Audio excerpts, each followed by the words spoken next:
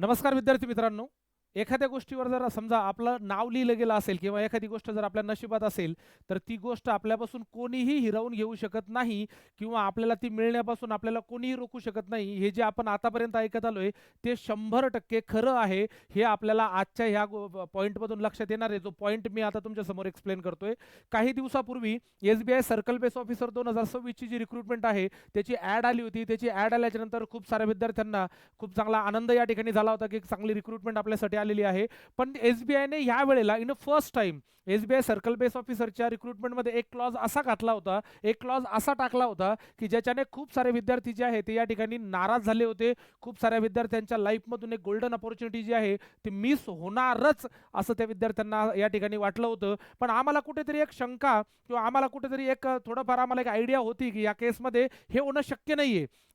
तो जो क्लॉज होता, तो क्लॉज बहुधा काय होता, तो मी पहिले तुम्हाला सगळ्यांना सांगतो, की जर तुम्हाला circle base ऑफिसरसाठी SBI circle base ऑफिसरसाठी 2026च्या रिक्रुटमेंटमध्ये जर समजा अप्लाय करायचं असेल, तर तुमचा 9.5 लाख इन्कम असण्याचा एक क्लॉज यावेळेस एस-बी-आयने यावेळेस टाकला होता.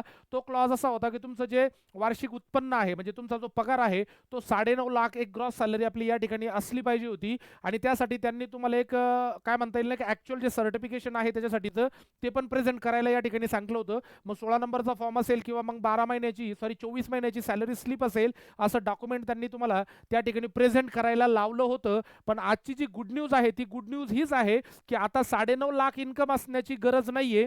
आताच थोड्या वेळापूर्वी आम्हाला या ठिकाणी माहीत झालंय, की एस-बी-आयने त्यांच्या ऑफिशियल वेबसाईटवर हे टाकलंय पण, की त्यांनी तो जो 9.5 लाखाचा क्लॉज होता, तो क्लॉज त्यांनी काढून टाकलाय. म्हणजे आता प्रत्येक कॅन्डिडेट ज्याला 2 वर्षाचा एक्सपिरियन्स आहे as an officer in regional rural bank or in the schedule commercial bank, तो प्रत्येक कॅन्डिडेट आता या ठिकाणी अप्लाय करू शकतो. सर, माझा 9.5 लाखाचा इन्कम नाहीये, म्हणून मला आता ते अप्लाय करता येणार नव्हतं. काही विद्यार्थ्यांचे कॉल असे पण आले होते, की सर, सर्कल बेस ऑफिसरसाठी ही बाय द एज जर विचार केला, एजच्या पॉईंट ऑफ व्ह्यू जर विचार केला, तर ही माझी शेवटची अपॉर्च्युनिटी होती. पुढची सर्कल बेस ऑफिसरची ॲड येईल, त्याच्यातून तो क्लॉज रिमूव्ह होईल, पण तोपर्यंत माझं एज बार झालेलं असेल, त्याच्यामुळे मला त्याचा काहीही फायदा होणार नाही, असं दुःख बऱ्याच विद्यार्थ्यांनी माझ्याजवळ या ठिकाणी व्यक्त केलं होतं. त्या विद्यार्थ्यांसाठी ही 1001% गुड न्यूज आहे, की तुम्हाला पुढच्या वर्षीच्या सर्कल बेस ऑफिसरच्या रिक्रुटमेंटची ॲड येईल, रिक्रुटमेंट येईल, त्याची गरज नाहीये. तो क्लॉज या ठिकाणी रिमूव्ह झालाय आणि इथं आता प्रत्येक जण या ठिकाणी अप्लाय करू शकतो. तो क्लॉज काय होता त्याच्याबद्दल मी तुम्हाला सांगितलेलंच आहे.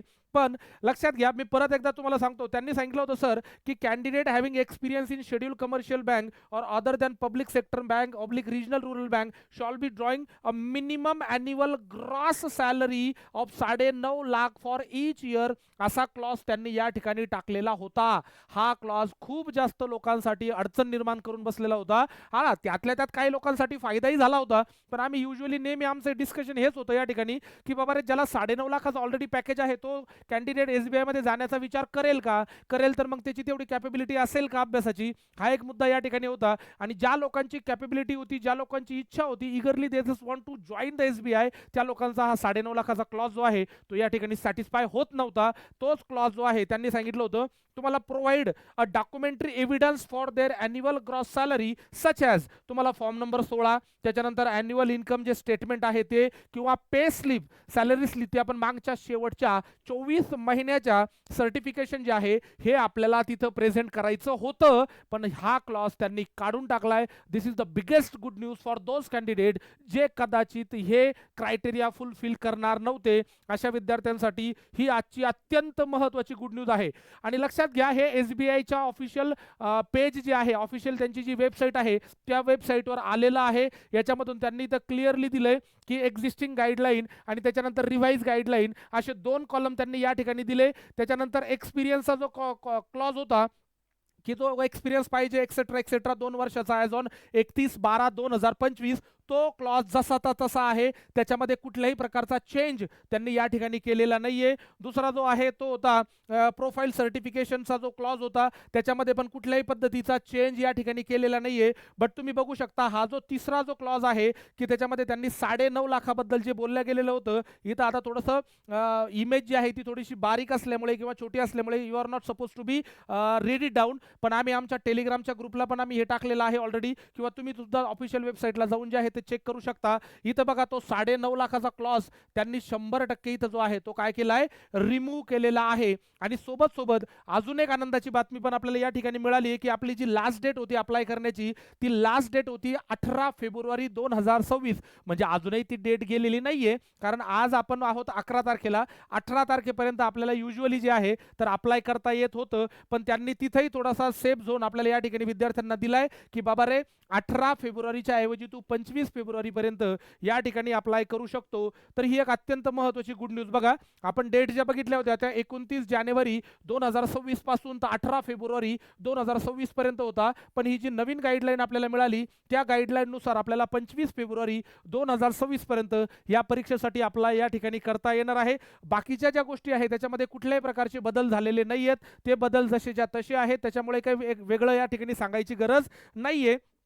लक्षात घ्या, वॅकन्सीज ज्या आहे वॅकन्सीजमध्ये कुठल्याही पद्धतीचा बदल त्यांनी सध्या तरी सांगितलेला नाही आहे. ज्या वॅकन्सीज ऑलरेडी आपल्याकडे होत्या, आपण इथं या ठिकाणी बघत असताना महाराष्ट्र आणि मुंबई मेट्रो यांच्या वॅकन्सीजबद्दल या ठिकाणी चर्चा केलेली होती. त्या वॅकन्सीज जशाच्या तशा आहेत, त्याच्यामध्ये कुठल्याही प्रकारचा बदल या ठिकाणी झालेला नाही आहे. बदल जो झाला आहे, जो अत्यंत महत्त्वाचा बदल झाला आहे, तो बदल होता आपला ॲन्युअल इन्कम जी आहे, ग्रॉस सॅलरी 9.5 लाख पाहिजे, ती आता या ठिकाणी मिळणार नाही.